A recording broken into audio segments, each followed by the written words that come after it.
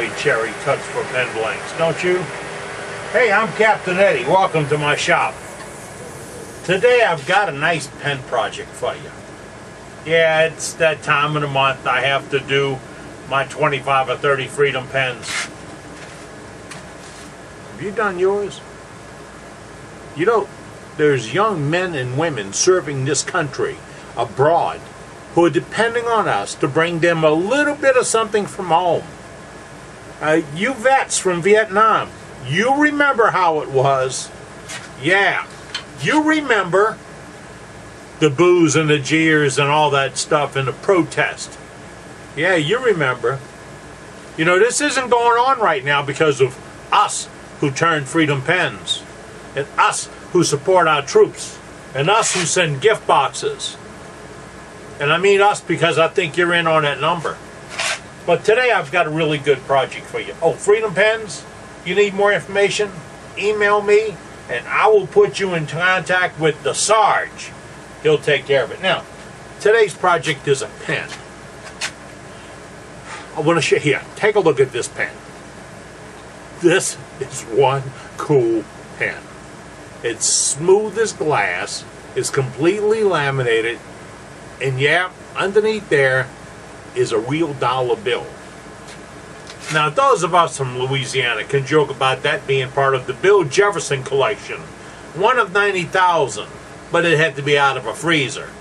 If you didn't get that, you didn't follow politics. But we had the best politicians. We do have the best politicians that money can buy. I want to turn a pen like that. But I can't because we're not supposed to do that to a dollar bill.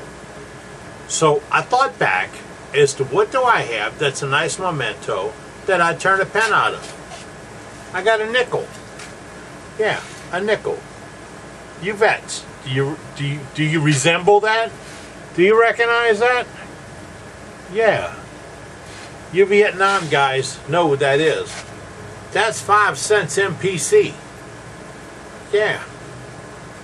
And Series 692 tells me it's between 69 and 71, you know, that area. So we're going to use this in decoupage. Yeah, remember those old terms? We're going to decoupage it around the pen blank. To get started, I've taken a Patriot kit because it's a nice 3-inch long fat pen, gives you a whole lot to work with. And I'm going to turn it down real tight or a little bit less than the bushings. I know you don't want it proud of the bushings. At the crown or the top, it doesn't matter that much because the Patriot's got a little extra beef in the cap. But at the tip, you have to be a little bit less than the bushing because of all the stuff you're going to put on it. So if you're ready, I'm ready, and all you're going to have to do is watch.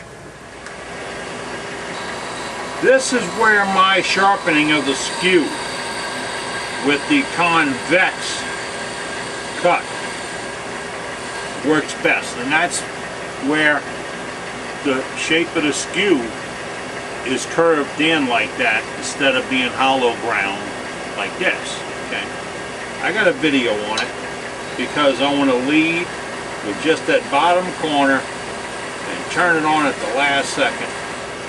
And I want to use the point to clean up that very bottom.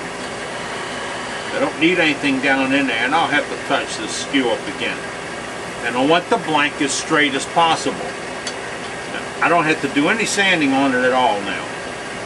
It is ready. Because I'm going to do all my gluing on the spindle, on here, I'm going to start with some wax paper to protect my bushings. This is about the third time in the last week I've had to dig out the wax paper. Wax paper, cut right wax paper, simple stuff. Us older kids remembered is what Mom used to wrap sandwiches in when we went to grade school. And that's when we had to walk over there because Mom didn't have a car, and you know the story. Okay, now that's snugged up. Oh, don't write me about using the pliers. I've seen the video that says don't use pliers. But I do believe they mean don't tighten this up too hard because this can't flex the shaft that it's on. And that just lays back out the way. This just lays back out the way. We're going to prime it. The primer we're going to use is pretty simple. There it is. That's our base. So I'm going to put a little primer on. God gave us 10 of these applicators. Most of us guys have been careful in the shop, managed to keep ours. But that's just that weldwood glue. Can't use a paper towel or anything when you do this because it just sticks to it. But what you want is a really good base coat of primer. Then you get started with the decoupage part. You need to start to figure out where you want the piece to work out at. I usually start up on an angle and work from there, because I can always cut and replace what is in the wrong place. But that nickel works just about perfect, and that was the easiest decoupage job because I didn't have a lot of curve to the blank, and right now I'm just going to let it set up. So here's the deal. At this point, have a sandwich available. I got even better than that.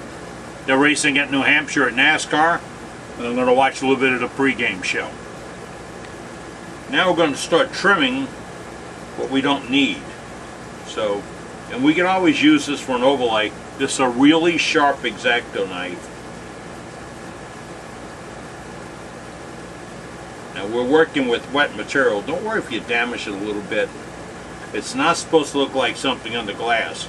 I won't throw this away. I'll put it with my other scraps of things that I have decoupaged with. You know, when I've done other pens and stuff. You didn't see that.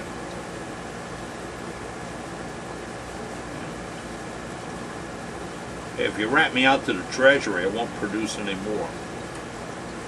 At least not without having the Gray Bar Hotel in the background. Somebody once told me you can't cut this up. I've had it for 40 years, for God's sakes. Alright. I'm going to trim it off because I don't want it to be too thick. And I really do save all the scraps from this stuff. I got a holiday down here that I want to put a scrap in when I go around the tip.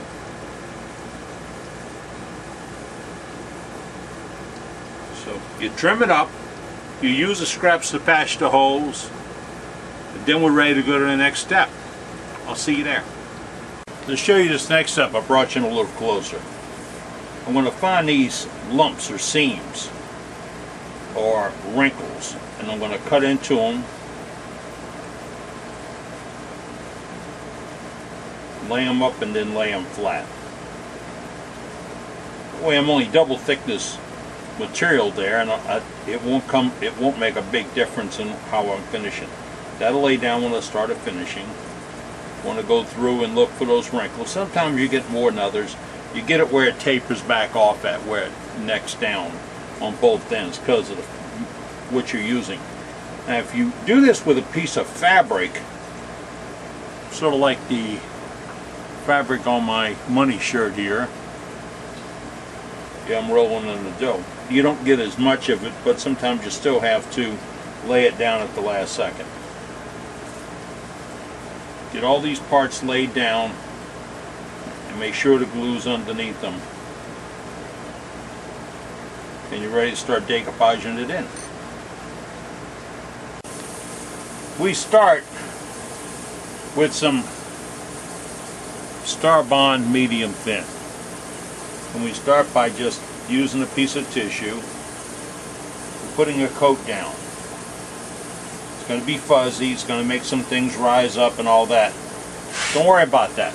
Now be careful, that much CA on a piece of tissue paper is going to come right through and it'll burn your fingertip. I mean, it'll cook you like fire. Or worse, because you can take it away from fire You can't take it away from this. It takes about 4 or 5 minutes to set up. Time to eat the other half of the sandwich. Since we last visited, I've added 2 more coats of CA, medium thick. Now, with 320, maybe 220 paper, I'll start knocking down some high spots. And you don't want the speed up because you don't want the heat.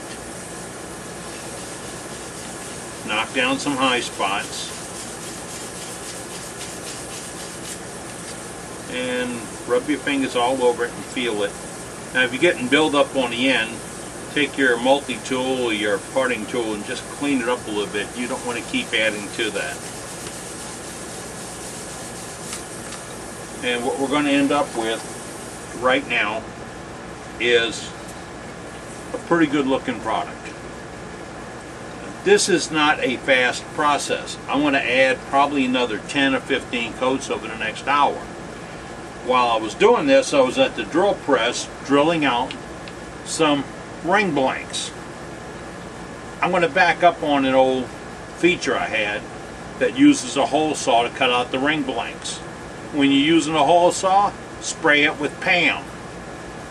Yeah, the blanks will come right out. Brush it off between with a little bitty wire brush and spray it with Pam. Alright, we're back on this one again. I had to jump ship and share that with you. So I'm going to clean this up, sand it out, add another 2 or 3 coats, and come back and do it again. You think this is repetitious? We're going to do that 10 times. Coming in for the final polishing.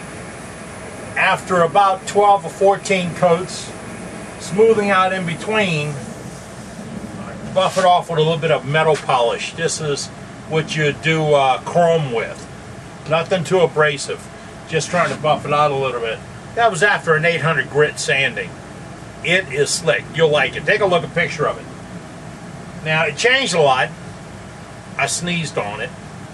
Had to take some bumps out. Hey, you know, it happens. Well, that's it. Showed you how to decoupage something. Do something special for a friend. Yeah, where they can say, hey, look what such did for me. Because that's what this is all about. Being good to your friends. If you're out to make a buck, you're in the wrong game. I'm Captain Eddie Castellan. I'm making shavings. And then I laminate them, and I decoupage them, and I cover them, and I slick them, and I polish them with the woo-wee. Now this does look good. I know the right veteran to give this to.